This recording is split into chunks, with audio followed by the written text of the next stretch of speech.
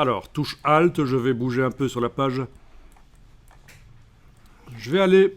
Ne faites pas, je vais juste vous montrer, je vais aller sur une page qui a un titre habituel, voilà. OK.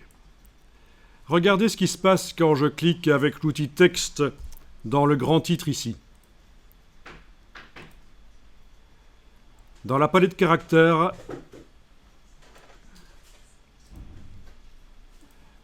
on n'a pas le mot métrique ici. Quand je clique dans le corps du texte, non plus. En fait, qu'est-ce que vous remarquez? Quand je clique à différents endroits, j'ai chaque fois une valeur différente ici. Donc, entre le I et le N, j'ai 7. Entre le L et le A, j'ai moins 9. Entre le O et le U, j'ai moins 24. Ici aussi, entre le R et le R, 12. Entre le P et le E, 0. Entre le S et le P, moins 4. Ça, c'est l'espacement entre les lettres. Et en fait, ce qui se passe, c'est que on a amélioré l'aspect du texte par rapport à ce que InDesign nous propose d'origine. InDesign nous propose d'origine de faire des lettres espacées régulièrement, de la même manière, ce qu'on appelle l'approche métrique.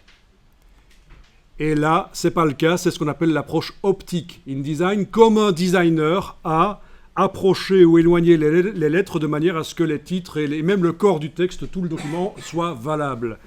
Et alors, quand on revient sur la page sur laquelle vous n'avez pas normalement quitté, hein, vous y êtes toujours sur la page qui s'appelait comment? Quel numéro? 17, voilà.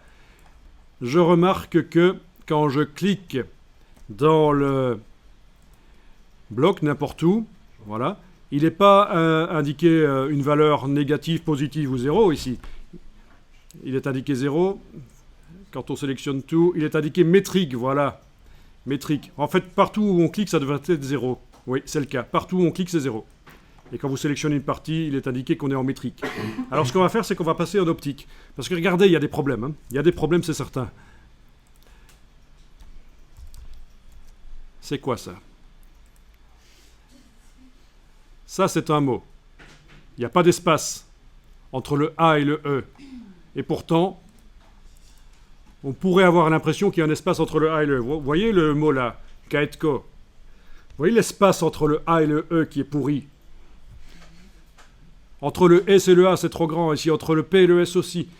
Clairement, entre le O et le D, il y a plein d'espace au niveau typographique, c'est pas génial. Donc, voilà une super astuce que je vous donne. S'il y a quelque chose qu'il faut se souvenir de ce cours-ci, outre mes blagues pourries, c'est que vous devez vous en souvenir de mes blagues pourries, puisqu'il y aura un examen dessus.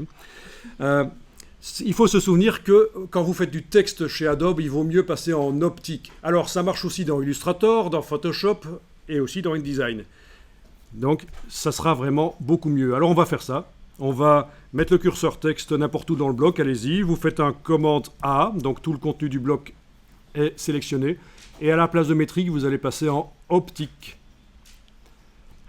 À moins qu'on ne vous dise que vous ne devez pas le faire dans certains milieux de production de documents, à moins qu'on vous le dise que vous ne devez pas le faire, faites-le toujours. Et là, normalement, vous deviez tout de suite remarquer que c'est beaucoup plus correct au niveau des mots. Je vais faire un commande Z pour faire l'avant-après. Voilà.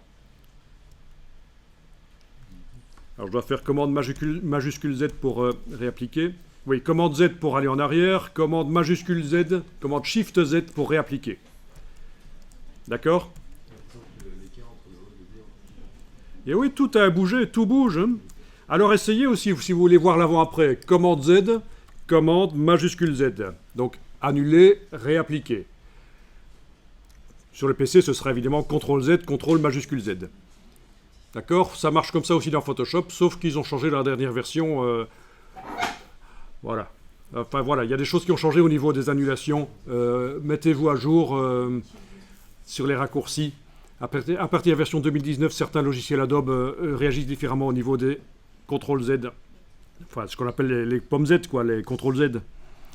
Ok, donc là, on est en optique, c'est parfait, génial. Vous avez appris un truc super intéressant, là. Comment améliorer rapidement l'aspect d'un texte et faire mieux que ce qui sortira de Word. Alors, si on vous oblige à faire un document Word, qu'est-ce qu'il faut faire? Vous devez vous inscrire à une formation Word, et au bout de 6 semaines, vous saurez faire votre document Word. Non, je rigole. Alors, regardez, ne faites rien, regardez, je mets le curseur dans le texte ici. Je vais dans Fichier, Exporter, et dans la liste des formats d'exportation, j'ai format RTF. C'est du Word, en quelque sorte. Ça ne marche pas. Ça, c'est juste pour exporter le contenu d'un bloc au format RTF. Vous connaissez le RTF, Rich Text Format. C'est un format typique de Word. J'annule. Regardez ce qui se passe si je clique à côté.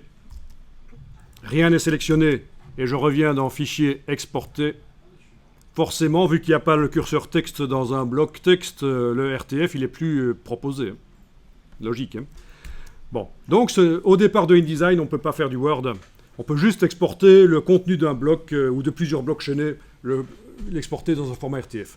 Si vous voulez obtenir un document Word au départ de InDesign, vous devez d'abord exporter le document InDesign au format PDF. Quand vous avez le PDF, vous ouvrez le PDF. Ne le faites pas maintenant, je vous explique juste la procédure parce que si vous ne connaissez pas, vous allez chercher sur le web et on va vous proposer plein de convertisseurs en ligne, parfois payants. Quand vous avez le PDF, vous savez ce que c'est tous un PDF. Un document lisible partout, le PDF. Quand vous avez le PDF, vous l'ouvrez dans le logiciel Acrobat Pro qui est livré avec la Creative Cloud, qui permet de manipuler les documents PDF. Et quand c'est ouvert dans Acrobat Pro, vous faites fichier enregistrer sous et vous l'enregistrez au format Word et vous obtenez un document Word, une version Word de votre document InDesign. Pourquoi je vous explique ça? C'est parce que dans certaines institutions, on vous oblige à fournir un document Word, notamment parce que les gens sont habitués à mettre des annotations sur le côté d'une certaine manière et il leur faut absolument un document Word pour annoter le texte. Voilà, c'est une des raisons. Quand on fait des soumissions d'offres, etc., ça peut arriver. Donc vous n'êtes pas obligé de connaître Word, puisque en connaissant InDesign, vous allez pouvoir exporter en PDF et convertir au format Word avec Acrobat Pro. Alors, fin de la parenthèse, on va passer à le formatage de ce bloc. On va le formater rapidement pour qu'on comprenne que c'est un extrait de l'article et que ce n'est pas juste un truc qui ressemble fort au corps du texte là. C'est pas la suite du corps du texte, c'est vraiment un truc à part. On va le mettre dans une capsule, dans un cartouche.